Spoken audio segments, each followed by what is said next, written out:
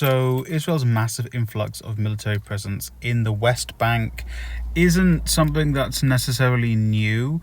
Obviously, the way it's being reported is it's the first time there's tanks in the West Bank since the Second Intifada, and the main worry is Israel is going to do an assault as big as the Second Intifada into the West Bank, which isn't beyond them, because with the backing of Western leaders, with the way the German elections went, with the way the US elections went, with the way the UK elections went, everyone in the West is basically very pro-Israel, and it's very unlikely they will challenge Israel if they start to invade and annex the West Bank again.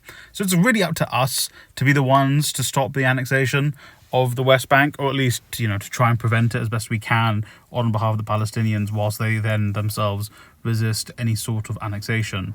But truly, our Western leaders won't care unless we make them care. So do what you can in any way to influence your elected official to,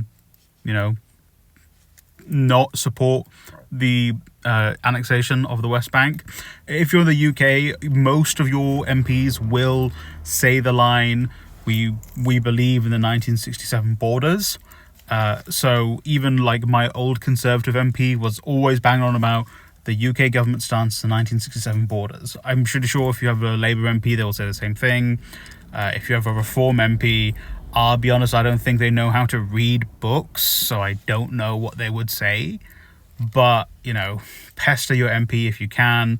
Go to any local protests, any local organisations that you can do. Again, you don't need to post about that online. I always bang on about that. Do what you can. If it was just your family and friends, do that. Hey, if you're a football fan, get involved with the Red Card Israel movement. It's a really big movement that's growing step by step, and it's been awesome for me to watch it go from its inception to where it is now. That clubs around the world are participating, or at least their teams are, their fans are. So get involved any way you can. If you have a skill, if you have a hobby, if you have something you're interested in, I'm telling you now, there is something you can do for Palestine in regards to any of those skills or any of those hobbies.